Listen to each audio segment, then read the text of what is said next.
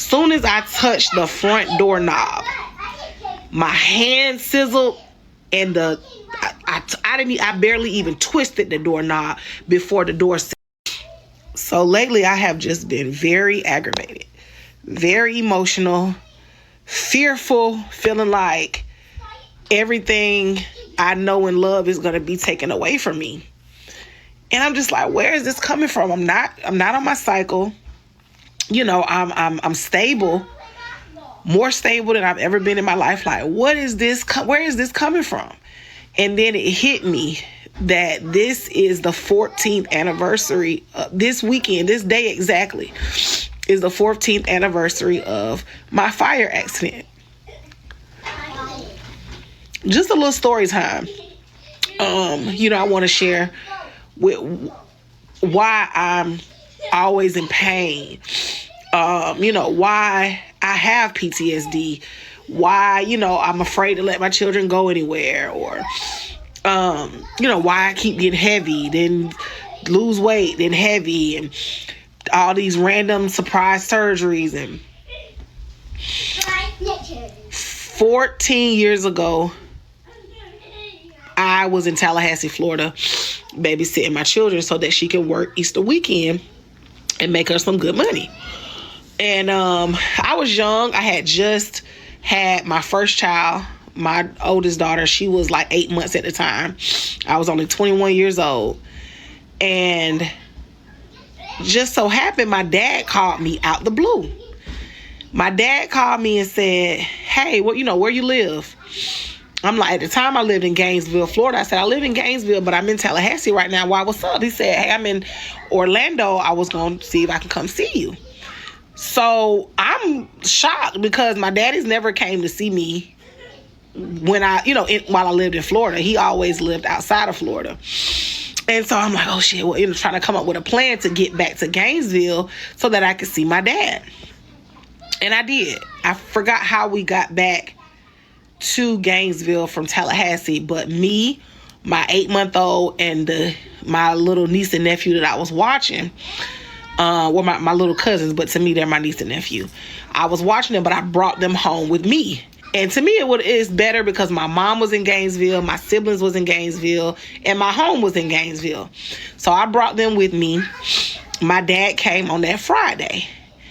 And it was just a little off-putting, I was just like in La La Land, in the Twilight Zone, like, hey, my daddy's here visiting me. What do I do? What do I say? I haven't really seen him since I've been an adult. Now I'm a mother. I just felt weird, but I was still happy, like little girl happy. And we vibed for a couple of hours. And, he told me he was proud of me. And, he was just, meeting my daughter. So I vibed with my daddy for a little while. And I'm noticing, like, he's noticing, like, hey, you got a nice apartment on the inside, but it's just something, it's just something about here. Like, be careful out here. Take it easy. Mind you, I live on the 3rd floor of some, like, low-income apartments or based on your income apartments. And there's a lot of, roguish activity going on outside. People was blasting their music all up late into the hours and stuff, knocking on my door. Hey, Chris live here. Lil Pete live here. Just kind of not really the best environment, but I wasn't outside. I was just trying to recoup from moving from Massachusetts to Florida and, focus on raising my little baby girl. So, we said our goodbyes. He probably hung around a couple of hours, whatever. So later on that night, I put the kids to bed. We woke up the next day. I cleaned up the house, and I had my 6-year-old nephew, my 4-year-old niece, and my 8-month-old baby girl.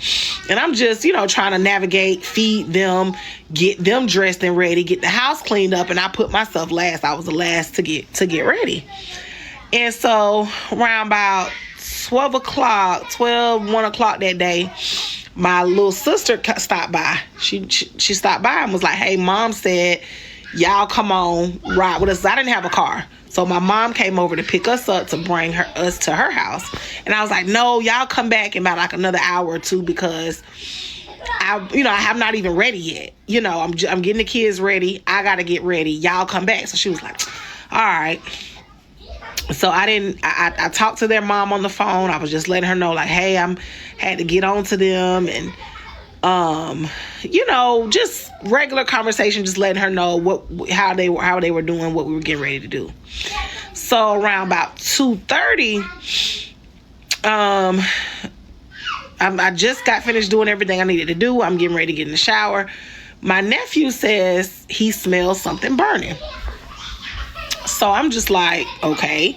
I'm like, I don't smell anything. I'm walking around the house checking to see if I left the stove on, or if it was an iron on, or my flat iron on. And I'm not smelling anything. Nothing. And he says, no, I'm sorry. I definitely had that feeling that she was feeling. She didn't know why she was feeling all this sadness. It's like in the back of your mind, you can recall, or a date, or when it's the holidays, like you're in the back of your mind, before it happens, your body will tell you, like, you'll feel this sadness. I usually get this around, my parents' birthdays, or it's significant holidays. So I'm not shocked that she's like, I'm feeling this overwhelming feeling. I don't know what it is. And then it just clicked, like, wow, like this is the 14th anniversary of this incident. And also, it was one more thing I wanted to speak on. You can think about. Want me to say what I say? Yeah, go ahead. Okay, cool. I think it's more spiritual warfare, 100% to me. It's like, this is how the devil play in your head, 100%. In the beginning, she was talking about how she was losing weight, gaining weight, and stressing and doubting. I mean, I can tell you one thing for sure. Fear is the devil. Doubt is the devil. Uncertainty is the devil. Depression is the devil. Anything that sets you backwards and doesn't move you forward is of the devil. And whenever you are in getting yourself back together, or she probably was going through a phase where it was just getting better, but somehow reason she don't know why she feeling this way. That's the devil just trying to. And I know some people don't like it hearing this, but that's the only message I can give to somebody. I don't know no other message to tell you, to answer what that is. Some people might have like it's just a trauma response, and I get it. I understand the science part of it, but I believe it's more of a spiritual warfare going on in you to try to keep you stuck in that in that phase. And I just think only way you can get out of it is to truly forgive yourself and forgive whatever. Because grief can come in so many different ways. You could be holding anger towards the person who passed away, even though it wasn't their fault. It's just why you wasn't at home, or why what I'm saying? I'm not saying that's her case, but when you forgive yourself, you may be beating yourself up about why didn't I do this or why didn't I do that. So that's why, because I've been through trauma. A lot of us have been through trauma. Anybody who's ever had trauma in their life, like when it's time, those seasons come around, you start feeling low and you feeling down. That's when you got to understand that, this is just the devil trying to keep me from moving forward. And just know whoever you're grieving for all would have wanted you to move forward. So finding that forgiveness for yourself and for that person I believe will help you in this situation. 100%. I truly believe that. Yeah, I was going to say, I really love that, even though she hasn't seen her father, while she was living where she is now, like, that she still had her arms open for him, even though she thought, it would probably be awkward. What are we going to talk about? I definitely, when I rekindle with my family, I'm like, oh, like, what am I going to say? And we're all grown, but she was still open to that relationship. And I love that he didn't downplay where she lived, but just said, be careful. This is a beautiful home, but, be careful, and gave her those words of wisdom. Yeah. Well, what are y'all thoughts so far? But let's keep getting into this.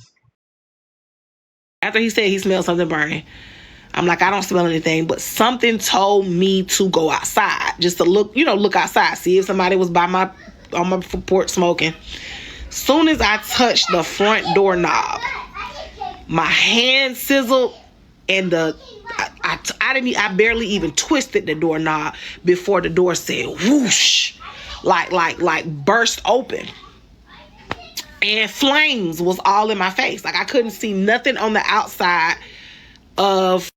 So immediately when I seen the flames, I grabbed my phone and I picked up my daughter. And I was like, y'all, come outside. I had a balcony, back balcony. Behind, my back door was a balcony, but it was off of 3 stories. I didn't have like a stairs or anything to leave. I had one entrance, one exit, but I did have a back balcony patio type of porch. So we're back there, and I see people just standing around looking at me. And then I see people running from the road, because my apartment, the back of my apartment was faced, I'm the first building to the left, and I was faced towards the road, the highway or whatever. And so I see people running from the highway, and I realize like it's a real fire. Like it's a fire to the point where people are standing watching, video recording it, and people are trying to come and rescue. I can hear people say, "It's kids up there, it's kids up there." So I'm trying not to panic. I'm grabbing my phone, I'm trying to call. Like this, it happened so quickly, I didn't even really have time to process or register exactly what's happening. All I know is that the fire was at my front door, is now coming into my apartment. Once I open the front door, the fire is coming in. We're surrounded by the fire because I can see it. I can see the flames to the left of me, and I can feel them. Like I can feel the heat. When I look back in my room, when I look back in my, through my glass door, I can't see anything but smoke and flames. I was just inhaling smoke. So I'm panicking. I grab my phone, trying to call 911. I'm accidentally calling people.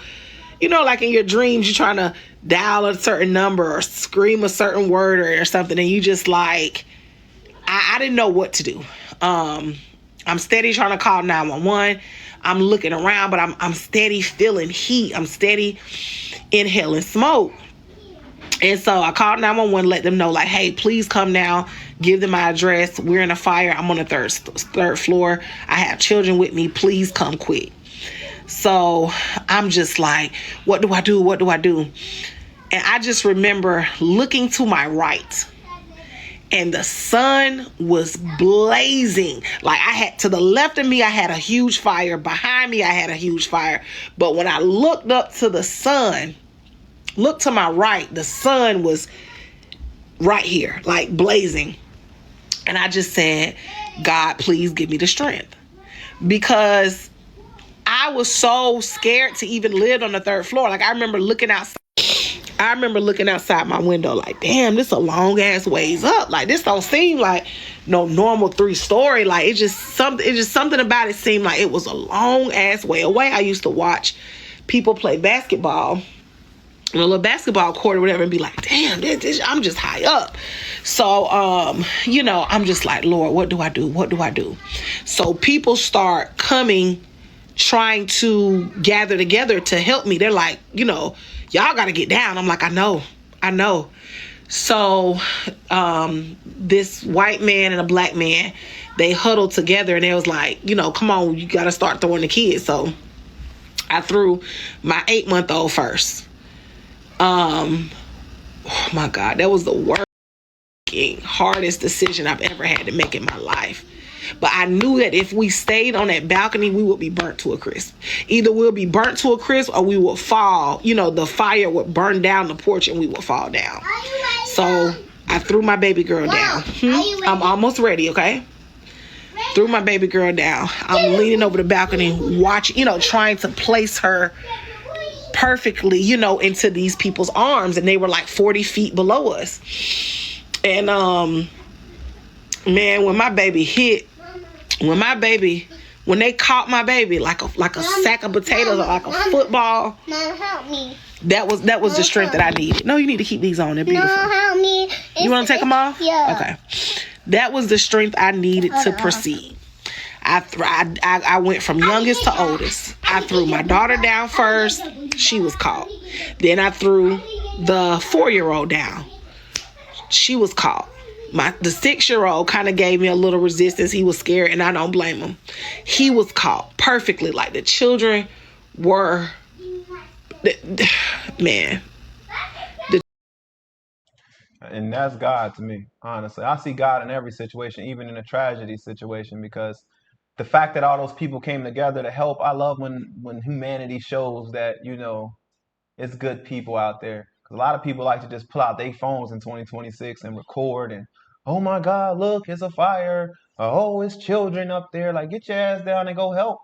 Maybe go do something. I love people who get up and go do something. It ain't about trying to be a hero. It's being a hero if you have to, and sacrificing yourself if you have to. So the fact that she had that community, I couldn't even imagine the fathom this. I understand like the hesitation of dropping my child. Like Yeah, that's a tough decision, but it's even tougher to stay there. So this, I can see what will cause this trembling and this fear. Like this will create a lot of what she's saying, PTSD and all that stuff, because look how fast your life can change. It's scary. Yeah, that was nothing but God. And thank goodness one of the children has said, what's that burning smell? Because in those matter of seconds, the whole apartment would have been demolished.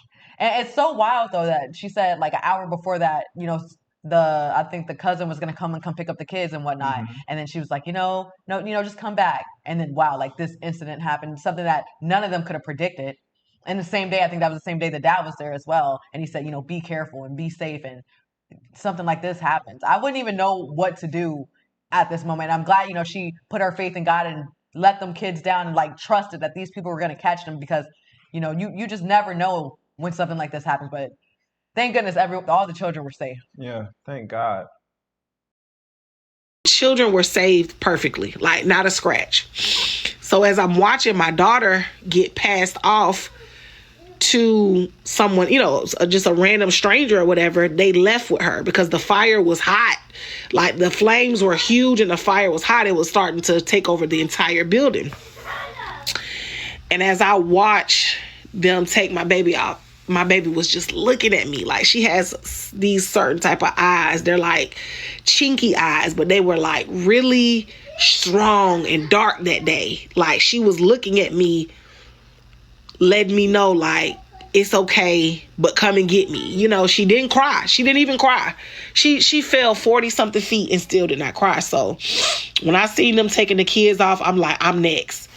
They had broken into like the first floor apartment and tried to pull a mattress out. They pulled a mattress out, actually. They pulled a mattress out for me to land on. So I'm getting ready to go. I'm getting ready to go over the balcony. I have to put my legs over like a really tall, like the rail was like to here on me. So I had to, lift my legs over it or whatever. But as I'm doing that, I'm inhaling smoke. And I just remember passing out. I remember passing out. And what woke me up was I hit the ground. I hit the ground. My head hit the ground so hard. I had a headscarf on and I had on a nightgown that my grandma gave me. My head hit the ground so hard that it knocked the headscarf all like maybe like 25 feet into the bushes. And I felt my midsection hit the ground, and then my head hit the ground, and then it bounced up off the ground and hit the ground again, because like my body caught, like my midsection caught like the side corner, like the corner of the mattress, and I had so many feelings going on. Like I was scared. My adrenaline was rushing. I was hurt. I was trying to get away from the fire. I was trying to get to my children. I had so many emotions going on at one time. My adrenaline allowed me to stand up and walk a long way across the street to get to my children, And I just remember everybody like, whoa, wow, like, wow, just jumped off the building and she just got back up like nothing's wrong with her. And so as I get across the street, I'm just in shock. I see flames everywhere, smoke everywhere. The people whose cars was parked in front of the building, their cars were melting. And I can see the kids to my left, but I'm looking straight ahead at the building. And then I'm seeing these stranger people walking beside me and walking around, and I start feeling hot, like immense heat inside my body. And for some reason, I just start screaming. I was just like, oh my God. I was like letting out, like I was wailing. And I can remember a lady saying, girl, hush, you all right? You all right? You made it out of there. I don't even know if my family out of there yet. And I'm just so shocked. I'm just looking around, but my body is just getting hotter. Like I'm looking down at my body. Like, is there flames on me? I can see my leg dripping blood. And I'm just like, what the hell is going on? Like, I was just so in shock, man. I was so in shock. in the matter of seconds, I began to faint. Like I couldn't, my body couldn't hold my weight anymore. Like I just kind of fell out. As I'm getting ready to fall out, two men catch me. They just catch me. No, was it two men? Two women catch me. And as I'm, they catch me right when I'm getting ready to fall down. And EMS was out there. The fire department was out there. No one came to check on me, I guess because they saw me get up and walk over there. But when I walked over there, as I'm getting ready to fall, the random guy was coming towards me with a gurney from the EMS truck. And so he placed me on the gurney. And I just remember being in burning fire pain. Like the inside of my body was on fire. So maybe like 30 seconds later, some of the EMS workers came over to me and started asking me questions like, what's wrong with you? And I'm like, I just jumped off the building. I don't know. I feel extremely hot all over my body. So they, right in time, someone came to get the children as I was being carried to, into the ambulance. I have never been treated so horribly as I did when I was in that ambulance and as I did my stay in the hospital. I get in the ambulance. He's trying to give me an IV. I'm sitting up like this. I couldn't lay back on the gurney because it was something in my body that wouldn't let me lay back or I would feel excruciating pain. So I'm kind of like this, like in a 60-degree angle or something, and he's pushing me back. You need to lay down. I'm just like, please, God, please, no, I can't.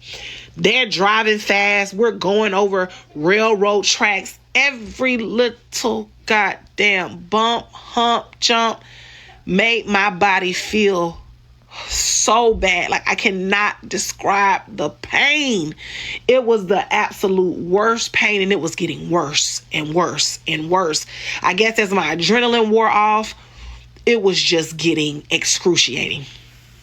We got to the hospital, and I remember them rushing me in. I remember them cutting off all of my clothes. I remember them giving me an IV. I remember them asking me, what's your name? And I couldn't even answer them. I was out of it. It's like I was floating. I guess that was the end of that? Yeah, she ended up saying that the reason why she couldn't finish the rest is because she ended up going through something during the series afterwards. Like a legal lawsuit, most likely? Relationship. Okay, so she just didn't want to tell the rest. But I think we can go with what we got so far. I just want to say, at the end of the day, thank God that you're still alive. Yeah, it was a You know what I miracle. mean? At the end of the day, it is a miracle, and I'm not knocking you for feeling the way you feel with the PTSD, the trauma, and all those things because people don't know how, like, everybody don't handle these type of situations the same. It would have triggered me in a lot of ways too, especially when it comes to like leaving my kids or, just stuff. I can see it, but at the end of the day, I just thank God that you were, saved in that moment and all your children were saved. Oh my goodness. I'm just kind of confused on why nobody like came to your, like, why did the people came after she fell? Like the ambulance and all that? Okay. They said, I think they were there, but they saw her get up. Okay, so nobody really came to really tend to her after she didn't made that 40 feet drop, and I'm thinking like, was anybody trying to catch her?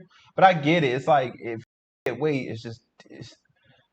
it's hard to catch. You know what I'm saying? I understand. I'm just saying a weight joke or nothing like that. I'm just saying even a little like you have to be light as a feather for somebody like a baby, a little kid. Like little kids can weight. That's different. But with a grown person, weight is it's a lot, but the fact that it don't sound like nobody tried. The way she said her head hit the ground and her body hit the ground, it sounded like she broke something. That fiery feeling is just that feeling of hitting the ground. Like I don't know if y'all understand how traumatic that can be, but I get where she's coming from, and I don't blame you for not finishing at the end of the day. I mean, I wish I would have learned a little more about it, but I understand this channel we have right here is mostly shorter content, so It's cool. I understand, but I'm just happy that she, at the end of the day, her kid's safe. She's safe, and don't let the devil keep making you relive this moment.